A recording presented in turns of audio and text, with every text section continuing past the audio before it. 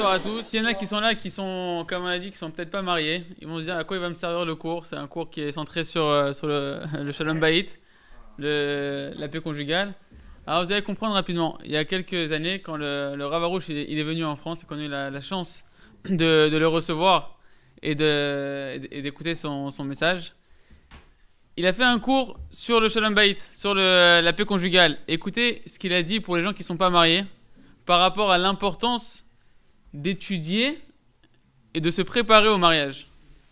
Il a dit comme ça un exemple qui est très simple mais qui est très vrai. Et combien il est vrai et combien malheureusement il est vrai. Est-ce qu'aujourd'hui vous avez vu quelqu'un qui peut conduire une voiture, sauf si c'est une voiture sans permis, sans avoir passé le permis? Aujourd'hui quelqu'un il prend une voiture, il conduit dans la rue, il se fait attraper par les policiers, tout de suite, s'il n'a pas ses papiers, qu'est-ce qu'on fait? On l'arrête. Amende, et peut-être même emprisonnement, je ne connais pas exactement la loi, mais conduire sans permis, c'est grave. Pourquoi? Parce qu'on considère que quelqu'un qui n'a pas étudié comment ça fonctionne une voiture, qui n'a pas étudié comment ça marche le code de la route, il est dangereux pour tout le monde. Il est dangereux pour lui, il est dangereux pour le décor.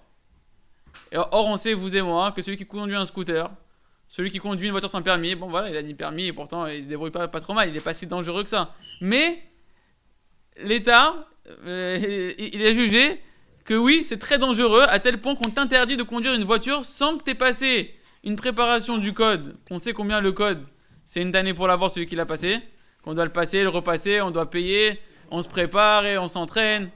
C'est une chose. Et après, il y a la conduite. Et la conduite, la même chose. Donc, on voit que, qu'est-ce qu'ils ont dit? On ne donne pas une voiture, alors que c'est un truc qui est super simple parce qu'on peut conduire une voiture sans permis. Si t'as pas passé tout un tas d'examens et tu t'es pas entraîné, t'as pas appris le sujet, etc., comment ça fonctionne et comment ça marche.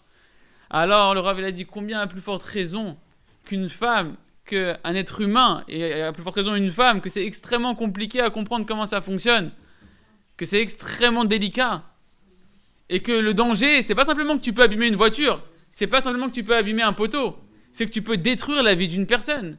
Tu peux détruire la vie de ta femme si t'es pas préparé. Si t'as pas passé le code de la route du mariage, tu peux détruire la vie de ta femme, et pas simplement la vie de ta femme. La vie de ta femme et de tes futurs enfants, et de la future génération, et de la future descendance que tu dois donner à travers ta femme.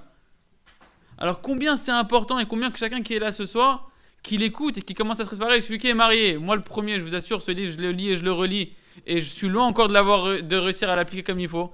Mais combien il est important pour ceux qui sont mariés. C'est sûr qu'il faut qu'ils ouvrent les oreilles, qu'ils ouvrent le cœur, et qu'ils prennent leur livre à leur tour, et qu'ils se mettent à l'étudier, à le revoir. Et ceux qui ne sont pas mariés, écoutez attentivement. Achetez le livre, renforcez-vous sur le livre duquel on prend tous les enseignements, c'est le Jardin de la Paix. Étudiez-le, revoyez-le avant le mariage, pendant le mariage, parce que c'est, comme on l'a dit, c'est un enjeu vital pour votre femme, future femme, pour vos enfants et pour vous-même. Le sujet principal de ce soir, c'est que le Shalom Bayit, il faut que chacun comprenne ce soir que le jardin de la paix, l'entente conjugale, c'est pas simplement un sujet que c'est intéressant de l'étudier et que c'est vital comme on l'a dit, c'est que c'est la mitzvah. On va voir que c'est là le commandement divin numéro 1 principal que tout homme du Ham Israël, que tout Ben Israël et que tout homme en général, il doit mettre dans son échelle des valeurs. C'est quoi la chose la plus importante pour moi? Ce soir, on doit voir que c'est quoi la chose la plus importante pour moi? C'est d'avoir la paix avec ma femme. Et que chacun il se prépare, qu'il voit les exemples qu'il a pu voir dans sa vie, et de voir si ça calque ou pas, et de se dire qu'est-ce que lui il a envie de construire, et de se préparer sur quoi, là où on vient tous ici pour se renforcer dans la Torah, savoir à quoi la Torah elle doit amener. La Torah elle doit amener à une chose, c'est l'entente conjugale avec sa femme, une harmonie parfaite, un bonheur avec sa femme. Et tant qu'un homme il n'a pas l'entente conjugale, qu'il sache qu'il doit investir énormément d'études dessus, de prières dessus, d'efforts dessus, c'est quelque chose qui n'est pas facile, parce que c'est ça l'essentiel. C'est ça l'essentiel du service divin. Et il y a une erreur qui est très répandue. C'est quoi? C'est de croire que tout le temps que je dois passer avec ma femme, soit pour parler avec elle, soit pour l'écouter ce qu'elle a à me raconter, etc. Dans le monde de la Torah, dans le monde du juif, il y a une erreur extrêmement répandue et qui est une grosse erreur qui est à la source de plein de problèmes. C'est qu'on croit que c'est une perte de temps. On croit que d'accorder du temps d'écoute à sa femme, de passer du temps avec elle, on croit que c'est une perte de temps. du temps d'étude de la Torah. On se dit, mais qu'est-ce que je suis en train d'écouter ma femme, etc. Ça va, c'est bien, c'est gentil. Elle me raconte ses histoires avec ses copines. Elle me raconte ce qui s'est passé au travail. Très bien, mais là, je peux étudier la Torah. Je peux aller faire la tfila. Je peux aller écouter un chiour. Je peux donner un chiour. Je peux aller aider quelqu'un. Et on croit que c'est une perte de temps. Et on met ça de côté. Alors qu'en réalité, c'est tout le contraire. C'est tout le contraire. Ça veut dire quoi? Ça veut dire que quelqu'un, il veut savoir où est-ce qu'il en est dans son service d'Hachem, dans son service divin, dans son étude de la Torah et dans sa pratique de la Torah, dans sa mise en pratique de la Torah, dans sa mise en pratique de ses traits de caractère, de ses mauvais désirs, qu'il sache que le curseur, le jaugeur véritable de où est-ce que chacun de nous, il en est par rapport à son service de Dieu, c'est comment il s'entend avec sa femme. Quelqu'un qui a un shalom bayit, qui a une entente, une harmonie, un bonheur avec sa femme, il peut se dire « Ah, je suis sur la bonne voie ».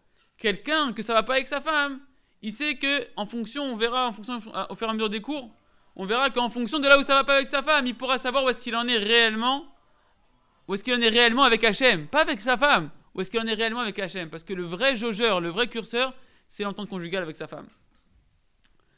Et on peut se poser la question de se dire, pourquoi est-ce qu'on va se marier? Si je veux servir Dieu, si jamais je veux pouvoir m'épanouir dans la Torah et devenir un grand d'étude de la Torah et dans le service divin, alors j'ai qu'à étudier la Torah, prier, passer tout mon temps à cela et me poser la question à quoi ça sert de me marier. Je vais prendre sur moi le joug d'avoir une femme, de devoir la nourrir, de devoir la loger, de devoir l'écouter, de devoir la chouchouter. Ça prend du temps pour quelqu'un qui veut servir Dieu. On parle de quelqu'un qui veut servir Dieu à 100%. Quelqu'un qui est loin de ça, ok, d'accord, mais dans sa tête, il dit, j'aspire à devenir un grand serviteur de Dieu. Il se dit, attends, si je fais un calcul normal, moi de me marier, ça me coûte plus que ça me rapporte dans le service divin. Mieux je me marie pas, et je pourrais servir à Kadosh Baruch Hu tranquille. Et avancer. Or, Hachem nous a donné dans la Torah 2 exemples très frappants, très frappants, que c'est tout l'inverse. Quel est le premier exemple? Le premier exemple, c'est les enfants, les fils de Aaron. De Aaron à Cohen. Aaron le prêtre, le frère de Moshe, de Moïse. Il avait 2 fils, Nadav et Avihu. Et ces 2 enfants, à un moment donné, dans le désert, ils ont voulu apporter un feu. Ils ont voulu offrir un sacrifice à Dieu, alors que Hachem, il n'avait pas demandé ce sacrifice-là. Et c'est marqué, ils ont amené un feu étranger à Dieu. Et le fait qu'ils ont fait ce sacrifice alors que Dieu ne l'avait pas demandé, c'est marqué dans la Torah qu'ils ont été brûlés sur place. Ils ont été consommés sur place. Et le Zohar, il y a un sens simple, mais le sens que le Zohar, il nous enseigne, que Rabbi Shimon Bar Yochai, il nous enseigne, c'est quoi? C'est que pourquoi ils ont été tués? C'est quoi ce feu qu'ils ont voulu apporter que Dieu ne l'avait pas demandé? C'est qu'ils ont voulu ne pas se marier. Ils se sont dit, nous, si on se marie, ça va nous mettre dans la matérialité, la femme, elle pense matériel, ça va nous empêcher ça va nous prendre du temps de la Torah. Ils ont voulu être un feu dévorant pour Akadosh Baruch Hu. Un feu qui ne s'arrête pas de monter, un feu qui n'est jamais interrompu, jamais canalisé par quoi que ce soit. Or, Dieu nous a montré, en prenant ces tzadikim, que Moshe lui-même, il a témoigné que Nadav et Avihu, ils avaient un plus grand niveau que Moshe et Aaron. Donc, c'est vraiment des tzadikim. Mais Dieu, il les a pris pour montrer, je veux pas d'un Ben Israël qui soit un feu, qui s'arrête pas de grandir comme ça, etc. Je veux au contraire le canaliser, qui se marie, et que par son mariage, il va se construire et comprendre qu'est-ce que j'attends de lui réellement dans ma Torah. Un deuxième exemple qu'on a, c'est l'exemple de Chizkiyahu HaMelech. Dans la Gemara Brachot, on a mis l'exemple de Chizkiyahu HaMelech. Chizkiyahu HaMelech, c'était un roi qui était tellement tzaddik que c'est marqué qu'il avait mis une épée à l'entrée des Beth Midrash, des maisons d'études de la Torah. Il a dit, tout celui qui sort de là, celui qui étudie pas la Torah, il est chayav mita, il est passible de peine de mort. Jusqu'à ce que même les bébés, les enfants, ils connaissaient des sujets de la Torah qu'aujourd'hui les sages, les plus grands sages, tous les sujets de pureté, d'impureté, que les plus grands sages aujourd'hui ont du mal encore à les élucider. Et tous les enfants, ils le connaissaient de manière tranquille. Personne ne connaissait pas la Torah dans l'Am Israël à l'époque de Chizkiyahu HaMelech pour vous faire prendre conscience de la grandeur de Chizkiyahu HaMelech. Chizkiyahu HaMelech, c'est marqué qu'il aurait pu être, il était le Mashiach de la génération. À quelque chose près, c'est pas le sujet, il a manqué de devenir le Mashiach réellement. En potentiel, c'était le Mashiach. Sa génération, c'était une génération de Mashiach tellement il y avait de la Torah. Et Chizkiyahu HaMelech, c'est marqué que le prophète, il est venu le voir, il lui a dit, sache, Chizkiyahu, il était malade, il lui a dit, sache que tu n'as pas de part dans le monde futur. Tu n'as pas de part dans le monde futur. Chizkiyahu, il ne comprend pas, il dit, pourquoi? Il lui dit, parce que tu n'as pas voulu te marier, tu n'as pas amené d'enfants dans le monde. Et quoi? Quel rapport? Parce que j'ai fait un interdit de la Torah, c'est une mitzvah de se marier, c'est une mitzvah d'avoir des enfants, d'accord. Mais j'ai pas fait un interdit de la Torah. À ce point-là, on me punit d'être carrément, de ne pas avoir de Olam Haba, de non seulement de mourir et de ne pas avoir de Olam Haba. On lui dit oui. Sans rentrer dans le détail, ce qu'on voit de là, de ces deux exemples-là, c'est que tu peux être un grand tzaddik, le plus grand tzaddik, le Mashiach potentiel de la génération. Le Mashiach potentiel de la génération. Avoir un niveau plus haut que Moshe et Aaron, comme les enfants de Aaron.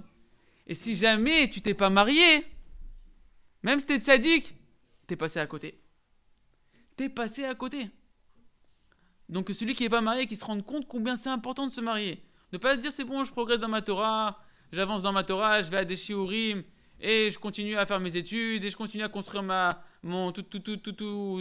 toute ma construction matérielle. Et quand je serai bien construit, et bon, après on pensera au mariage. Le mariage, c'est un truc secondaire. Comme malheureusement, c'est rentré aujourd'hui. Faites des études, et 25 ans, et 28 ans, et 30 ans, et commence à chercher à être difficile. Et au final, l'homme, il ne s'est pas construit. Il a construit toute la vanité de ce monde-là, toute sa parnassa, tout ce qu'il veut, mais tout ce qu'au final, il va rien prendre avec lui. Et même s'il croit qu'il étudie la Torah, même s'il croit qu'il va à des cours, même s'il croit qu'il a laissé pousser les papillotes, tout ce que vous voulez, qu'il a laissé pousser la barbe et les tzitzit, il peut même être le Mashiach, il n'aura pas de parole à là-bas. Parce que la mitzvah essentielle de la Torah, il ne l'aura pas faite. Et voilà qu'il y a deux histoires. Des histoires qui ne sont pas des vraies histoires, des histoires qui sont fictives, mais qui donnent vraiment une illustration extraordinaire de deux grands schémas, de deux grands clichés, qui sont des erreurs qui sont rentrées dans l'inconscient de chaque Ben Israël. La première, c'est celui qu'on appelle le grand saint, qui est retiré de tous les plaisirs de ce monde. Akadosh Aparush Lita, le grand rave, qui est saint, qui est détaché de tous les plaisirs de ce monde-là. C'est qui celui-là?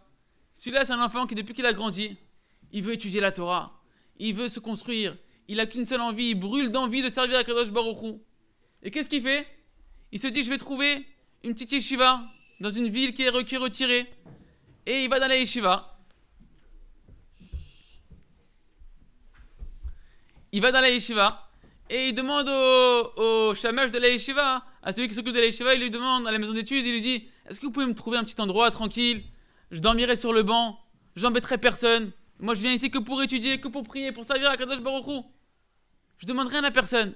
Et voilà que le Kadosh Aparush Shlita, celui qui est saint et retiré, il commence à grandir dans la Torah et personne l'entend, il est extrêmement discret, il sort pas du Beth Midrash, il est constamment dans la maison d'études, il ne s'occupe de rien de ce monde-là et il se marie pas parce que dans sa tête, il se marier, ça va le limiter dans son service de Dieu. Il mange un petit morceau de pain, il boit une petite ration d'eau, il dort sur le banc, il dort sur la Gemara, il se réveille et il fait que étudier et grandir comme ça. Et il grandit, et tout le monde sait que dans cette yeshiva-là, il y a le saint, le grand tzaddik qui est retiré de ce monde-là, qui ne s'est même pas marié pour servir à Kadosh Baruch Hu. Et voilà qu'un jour, le shamash, celui qui s'occupe de la yeshiva, il le voit qu'il est sur la Gemara, il le secoue, il voit qu'il est... En général, il se lève avant tout le monde, et il le secoue, il dit « Rabbi, qu'est-ce qui se passe ?» Et il voit que le Rabbi ne se réveille pas. Et le Rabbi, il est parti de ce monde-là. Et là, on commence à appeler toute la ville, on dit « Oh, le Kadosh, Aparush Lita, le grand saint, le grand retiré de ce monde, il est parti de ce monde. » Et voilà que toute la ville, tous les gens qui avaient entendu parler de ce tzaddik, ils se réunissent pour lui faire un enterrement extraordinaire. Et voilà qu'il organise un enterrement extraordinaire, tout le monde dit des grands discours sur lui. Et lui, il voit tout ça, son âme, elle voit tout ça. Et il s'attend à ce que des grands tzaddikim, ils viennent dans le monde d'après, qui prennent sa neshama et qui vont commencer à lui faire les mêmes honneurs qu'ils sont en train de lui faire en bas. Et voilà que tout d'un coup, il voit des visages sévères comme ça qui arrivent, qui le prennent et qui l'amènent devant le jugement céleste. Et il commence à passer en revue toutes ces mitzvot qu'il a fait. Ils disent oui, c'est vrai que tu as étudié la Torah, tu as beaucoup étudié la Torah, tu as servi Dieu de manière extraordinaire dans la prière, tu as mis les tefilines, tu as mis le talit, tu as fait le Shabbat, extraordinaire. Et très rapidement, il commence à avoir un visage sérieux comme ça. Et ils lui disent, ils commencent à l'appeler par son prénom, il lui dit Yosuke. Lui, il ne comprend pas, il est toujours à l'appeler le Kadosh Aparush Lita. Il dit Yosuke, c'est vrai que tu as étudié beaucoup, c'est vrai que tu as servi beaucoup Dieu, mais ce pourquoi tu es venu dans ce monde-là, tu l'as pas fait. Sache que tu es venu dans ce monde-là, pas pour servir uniquement Dieu. Tu es venu dans ce monde-là pour pouvoir servir Dieu à travers les créatures de ce monde-là. Tu es venu dans ce monde-là pour pouvoir mettre en application la Torah, pas simplement l'étudier, pour pouvoir l'appliquer. Et toutes les mitzvot envers Dieu, c'est vrai que tu les as appliquées parfaitement. Mais si j'avais voulu, si on avait voulu dans le ciel, que tu ne fasses que les mitzvot pour servir Dieu, bon, t'aurais laissé dans le ciel. Pourquoi on avait besoin de te descendre sur terre où il y a 6 milliards d'habitants pour servir Dieu? C'est une question qui est, c'est vrai. Pourquoi Dieu ne nous a pas mis chacun sur une terre tout seul? Si jamais il voulait, Hachem, que tu serves Dieu, que les mitzvot, que les commandements qui concernent Dieu, alors je t'aurais laissé dans le ciel. Sache que je t'ai envoyé dans ce monde-là pour essentiellement que tu mettes en pratique tout ce que tu as étudié à travers les hommes. Et ça, tu aurais dû le faire en te mariant. Et comme tu t'es pas marié, tu n'as pas mis ça en évidence. Tu n'as pas mis ça dans la concret. La Torah, tu l'as étudiée, mais concrètement, tu l'as pas appliquée. Et l'essentiel de pourquoi tu es venu, tu l'as pas fait. Et si on parle de ce à quoi la Torah elle doit amener, la Torah elle doit amener un homme à la Emouna. La Torah doit amener un homme à la foi. Et ton niveau de foi à toi, Yosuke, il est petit. Parce que les épreuves de foi, c'est facile de ne pas en avoir lorsque tu es au Beth Midrash. Lorsque tu es complètement détaché de toute matérialité. Lorsque tu n'as pas une femme qui vient et qui t'embête sur la parnassa, qui te dit hé chérie, il faut ramener le pain à manger. Et encore chérie, c'est gentil. Des fois, il n'y a pas le chéri. Des fois, c'est Yosuke, il faut amener le pain. Comment tu aurais réagi? De réjouir ta femme, de te réjouir toi-même. Tu crois que tu étais joyeux. C'est facile d'être joyeux quand tu mets les talis, tu mets les tefilines. C'est très facile d'être joyeux dans ces cas-là. Mais lorsque tu as des problèmes de parnassa, est-ce que tu aurais pu être joyeux? Lorsque tu aurais vu ta femme qui était triste, est-ce que tu aurais eu la force que ta joie elle puisse réjouir ta femme, même dans les moments qui sont durs? Tout ça, ton niveau il est petit. Or toute la Torah elle doit amener à la foi. Elle doit amener à la joie. Et toi ton niveau en cela il est petit. La patience. Tu crois que tu as de la patience? Tu es persuadé que tu es un grand patient. Mais tu étais toute ta vie tout seul, sur ton livre d'études. C'est facile d'être patient. Mais lorsque tu vois que ta femme elle devait te raconter ses plaintes, est-ce que tu aurais été là pour l'écouter? Tu te serais rendu compte que tu étais loin de la patience. Que tu étais très loin de tout ça. Et les traits de caractère, c'est la même chose. Et voilà que le Beth Din, il passe toutes les mitzvot et ils disent voilà, la plupart des mitzvot qui concernent, tous les commandements qui concernent le prochain, tu les as annulés. Or, je t'ai amené dans ce monde-là essentiellement pour les commandements qui concernent ton prochain. D'où est-ce qu'on voit ça? Avec Hillel. Lorsque, vous savez, il y a un non-juif qui est venu voir Hillel, il lui a dit apprends-moi toute la Torah sur un pied. Apprends-moi toute la Torah sur un pied. Et qu'est-ce qu'il lui a dit, Hillel? Il lui a dit ce que tu n'aimerais pas qu'on te fasse, ne le fais pas à ton prochain. Ce que tu détestes qu'on te fasse, ne le fais pas. Écoutez bien ce qu'il a dit Hillel Azaken. Il lui a pas dit va faire toute la Torah, va faire le Shabbat, va faire les tefilines, va faire les talit. Non, il n'a pas parlé des mitzvot qui concernent Dieu. Il a parlé d'une mitzvah qui concerne son prochain. Parce que toute la Torah, elle doit amener à ça. Et c'est ce qu'on lui a fait prendre conscience. Et il a commencé à dire ouais. J'ai passé toute ma vie à étudier la Torah, à faire les mitzvot, mais l'essentiel, je suis passé à côté. Ça, c'est la première histoire. Deuxième histoire, c'est l'histoire de celui qu'on appelle le Gaon Adir Amud Achesed Shlita. Le génie, le Gaon, le puissant pilier de la bonté, Shlita. Lui, c'est un autre exemple. Celui-là, il s'est marié. Celui-là, depuis son jeune enfant, il a un cerveau qui va très très vite. Il a des bons traits de caractère. C'est quelqu'un qui est enflammé pour servir Dieu, quelqu'un qui est généreux, quelqu'un qui est bon. Et il se marie. Il se marie avec une femme de renommée, d'une famille de renommée religieuse avec un grand nom. Et il se marie. Et voilà qu'il continue à grandir dans la Torah. Il devient mamash, quelqu'un qui est extraordinaire dans la Torah, un cerveau extraordinaire dans la Torah. Il donne des shiurim. Et voilà qu'il ne s'arrête pas de faire des tzedakot et d'aider les gens. Et ce grand pilier de la bonté, ce Gaon, il a un seul défaut dans sa vie. Il a un petit point noir. Tout est extraordinaire. Tout le monde le reconnaît comme un tzaddik extraordinaire. Il a un point noir. Sa femme. Rien qu'elle se plaint, rien qu'elle fait la tête, rien qu'elle lui fait des reproches. C'est son seul point noir. Et qu'est-ce qu'il fait? Il commence à se détourner de ce point noir. Et il rentre pas à la maison, il est de moins en moins à la maison, etc. Mais par contre, tout ce qui concerne donner les shiurim, il donne les shiurim, il étudie la Torah. Et voilà qu'un jour, il vient son heure à lui aussi. Et on crie dans les rues, le Gaon Adir Amud Achesed, le grand, le pilier de la bonté, il est parti de ce monde-là. Et voilà qu'il y a des milliers, des foules de gens qui se réunissent pour l'accueillir. Tout le monde a eu de ses conseils, tout le monde a eu vent de ses shiurim. Et lui, quand il entend toutes les éloges qu'ils font à son enterrement, il s'attend à ce que là-haut fasse pareil. Et voilà que, de nouveau, il y a des anges qui viennent avec des visages sévères. Il s'attend à ce que les salikim viennent le chercher, ils l'amènent devant le Beddin. Et ils commencent à l'appeler lui aussi par son prénom. Et ils lui disent, Benti, viens, on va faire un peu le bilan de tout ce que tu as fait. Et il commence à lui raconter. Il dit, oui, c'est vrai, tu as étudié la Torah, tu as donné des shiurim, tu as fait du chesed, et tu as fait ceci, telle mitzvah, telle mitzvah, telle mitzvah. Et d'un coup, leur visage, lui, il est étonné, il pense que ça va durer, ils vont étaler ces mitzvot jusqu'à l'infini. Et rapidement, ils passent toutes ces mitzvot, et leurs visages deviennent coléreux comme ça, et ils disent, Benti, ta mission dans ce monde, tu l'as pas fait. La mission pour laquelle on t'a envoyé dans ce monde, tu l'as pas faite. Et il lui dit, il commence à compter toutes les fois où sa femme s'est mise à pleurer, toutes les fois où sa femme elle était amère de voir que son mari ne faisait pas attention à elle, que son mari prenait pas conscience qu'il la remerciait pas pour tous les plats qu'elle préparait, qu'il donnait pas de valeur à tout ce qu'elle faisait à la maison, comment elle s'occupait de la maison, comment elle rangeait la maison. Et le Beddin il compte ça, et le visage de tous ceux qui sont là, de tous les juges qui sont là dans le ciel, il devient de plus en plus noir. Et le Gaon il comprend le tzaddik comprend qu'il s'est trompé lui aussi.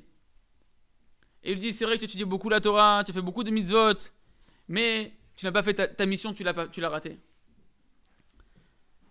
Tu as concentré tout ton service de Dieu sur toi-même, sur ta réussite, sur ton honneur. Tu as été capable, c'est vrai que tu as été capable d'écouter des gens, de faire du chesed, on t'a appelé le pilier de la bonté, de faire de la bonté en sortant de la maison pour écouter les gens, leurs plaintes, leurs problèmes, les pauvres. Et tu as été capable de les écouter et de prendre le temps de ça. Mais pourquoi ta femme, qui est la chair de ta chair, qui est celle qui t'a fait le plus de bien dans ta vie, qui tous les jours elle te fait du bien sans cesse, celle qui a porté tes enfants, celle qui a mis au monde dans la douleur de tes enfants, celle qui se lève quand les enfants ils pleurent la nuit, celle qui change les couches, celle qui fait à manger, celle qui prend soin de toi constamment, qui te fait ta vaisselle, qui te fait ton ménage, qui te fait tout. Elle, pourquoi elle, quand elle te parlait, quand elle te demandait un peu de temps de rester à la maison pour l'écouter, tu pensais que c'était une perte de temps? Et pourquoi eux, qui t'ont rien donné, tous ceux que tu as aidés autour de toi, qui t'ont rien donné, hormis te donner de l'honneur, que tu es le grand Amouda Chesed qui te remercie pour tes conseils, merci pour vos conseils, merci pour votre écoute, merci pour votre cœur tendre de comprendre ma situation. Pourquoi eux, tu leur as donné autant de temps? Et c'est pour toi, c'était pas du tout une perte de temps, c'était pas du tout un bitul Torah, c'était pas annuler de la Torah de les écouter. Mais ta femme, quand elle te parlait, ouais, tu regardes la montre, tu dis, oulala, je devais donner un cours maintenant, oulala, il y a mincha maintenant, oulala, comment je vais faire, oulala, rien qu'à me prendre du temps du service de Dieu. Ça, tu l'as pas fait. Ça montre que quoi? Que toute ta bonté que tu as fait en réalité, c'était qu'une recherche de kavod. C'était qu'une recherche d'honneur. Parce que l'essentiel de la bonté, c'est à la maison que ça se passe. L'essentiel de la bonté, c'est à la maison. Ton étude, toute l'étude que tu as fait, toute l'étude de la Torah, toutes tes mitzvot, elles ne peuvent pas te protéger de ces accusations qu'il y a par rapport à ta femme. Pourquoi? Parce que toute ta Torah, comme tu l'as étudiée par orgueil, par recherche des honneurs, même si tu t'en es pas rendu compte, toute ta Torah, elle est partie dans le mauvais côté. Elle est partie donner, chas v'shalom, des forces à la sitra hara, aux forces du mal. Ça peut pas te protéger. Et c'est vrai que tu as donné beaucoup de conseils. Même en Shalom Bayit, tu as donné des conseils. Tu étais un gaon, tu as donné des conseils sur Shalom Bayit, sur l'entente conjugale. Mais ces conseils, tu les appliquais pas pour toi. Ces conseils que tu appliquais pas, et même ces conseils, ils ont détruit les foyers. Et là, ils lui ont dit, le Beddin, tu sais pourquoi? Pourquoi tu as fait cette grosse erreur? Parce que tu n'as pas compris que l'essentiel du service de Dieu, c'est d'avoir le Shalom Bayit à la maison. D'avoir l'entente conjugale. Tu as mis ça comme quelque chose de très secondaire. Alors tu passes à côté de tout ça. Or, le but de la Torah, c'est d'amener à la foi. Pourquoi tu n'avais pas la foi? Tu as étudié la Torah et tu n'avais pas la foi. Que lorsque ta femme, elle t'a dit, chérie, je t'en prie, reste à la maison ce soir, j'ai besoin de toi. Pourquoi tu n'avais pas la foi que c'était Hachem qui te parlait? Il n'y a rien hormis Dieu, c'est ça que la foi elle dit. La foi elle dit il n'y a rien hormis Dieu. C'est Hachem qui fait tout. Pourquoi tu n'avais pas foi que c'est pas ta femme qui parlait, mais que c'est Hachem qui parlait? L'humilité. La Torah doit t'amener à l'humilité. L'humilité, c'est la racine de toutes les qualités, nous disent nos sages. Est-ce que c'est de l'humilité lorsque ta femme te demande de rester à la maison, de partir alors qu'elle est en colère? Est-ce que c'est de l'humilité lorsque ta femme elle te demande d'écouter ce qu'elle a à te raconter, les problèmes, ses sentiments, et que toi tu dis excuse-moi, c'est une perte de temps? Ou que tu le penses au fond de toi, c'est ça de l'humilité? Et la bonté, l'essentiel de la bonté, elle est dans le cœur. C'est de donner son attention, avoir de la miséricorde pour l'autre. Pourquoi tu l'as pas donné à ta femme, cela? Et voilà, que notre ami il se rend compte qu'il s'est trompé, pas il s'est trompé, il s'est trompé en grand il s'est trompé. Tout ça parce qu'il n'a pas donné l'essentiel, il n'a pas donné la première place à l'entente conjugale. Pourquoi on a mis ces deux histoires-là? Parce que c'est deux exemples que chacun il peut voir dans sa vie, qu'il a pu entendre ou qu'il a pu se construire dans son esprit, de croire que de ne pas se marier, ça va m'aider à encore plus facilement grandir dans le service de Dieu, ou bien que si je me marie, attention, il ne faut pas que je reste trop à la maison avec ma femme, il ne faut pas que j'écoute trop ma femme parce qu'elle va être un frein dans mon service de Dieu. Au contraire, c'est tout le contraire. L'essentiel de savoir où est-ce que tu en es au niveau de ton service de Dieu, c'est comment ça se passe avec ta femme. Et sachez que le Rav Shalom Harouche, il a dit qu'il a entendu de beaucoup de tzadikim de la génération qui ont vu ce livre-là, le jardin de la paix, devant leurs yeux. Et ils ont dit que ils ont fait une promesse, que tout celui qui prend sur lui d'étudier ce livre, et que chaque mois, ce livre il a été découpé en hébreu pour pouvoir le finir chaque mois. Un passage chaque jour. Que ce livre, en tout cas, qu'il étudie tous les jours.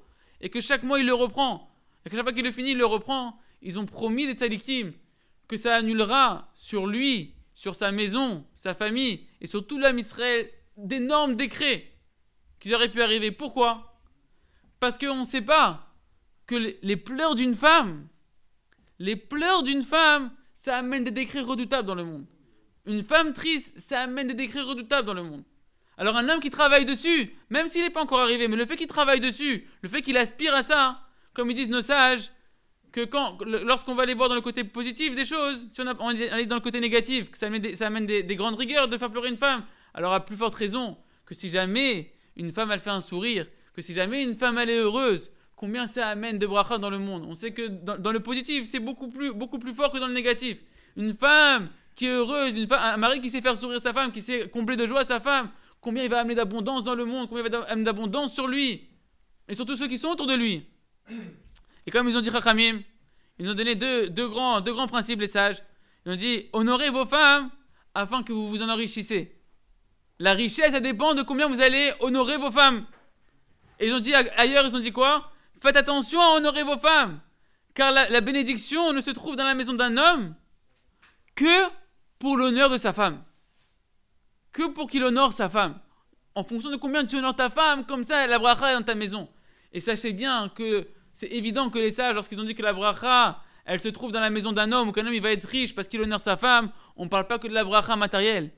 Les chachamim, c'est pas important pour eux le matériel. C'est toutes les brachot, spirituelles et matérielles. Ton évolution dans la Torah, ton évolution avec Hachem, tout. Et le matériel et le spirituel, ça dépend de combien tu honores ta femme. Et c'est très important de savoir dès le début qu'il faut, quand on commence à travailler ce sujet-là, qu'il faut l'étudier, le revoir, prier dessus. Parce que c'est des choses qui touchent le cœur. Et le Yetzer Hara, comme il sait que c'est essentiel dans le service divin, il martèle dessus à 100%. Donc celui qui l'a lu une fois le livre, qui ne croit pas que ça va suffire. Pour la petite anecdote, moi j'en suis à la cinquième passage du livre. Et je peux vous assurer que même si on prie dessus, c'est pas facile. Ça change la vie, ça amène un paradis sur terre. Mais c'est pas facile. Et celui qui l'a lu une fois, qui ne croit pas que ça va suffire, il faut le revoir et le revoir. Et le Rav, il a dit lui-même que quand il a écrit le livre, il a prié sur chaque point pendant des mois et des mois et des mois jusqu'à complètement acquérir chaque point qui est dans ce livre-là, les grands principes de les acquérir dans ce livre-là. Et en particulier le point de ne pas faire de reproches à sa femme. Parce que c'est extrêmement difficile. Extrêmement difficile. Et pour conclure, savoir que ce livre, c'est pas un livre d'astuces.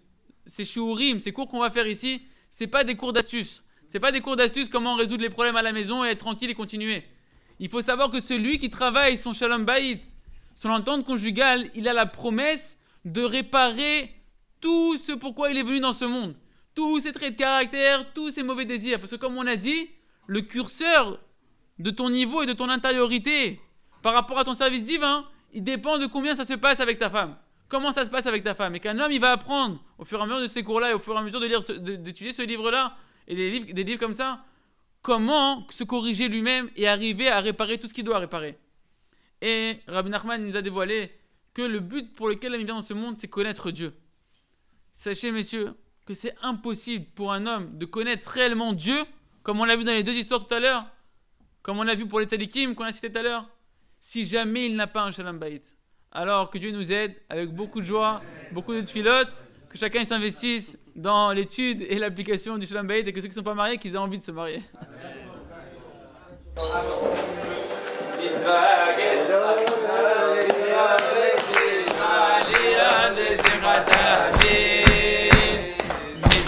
גדולה ליד בשמחה, ליד בשמחתה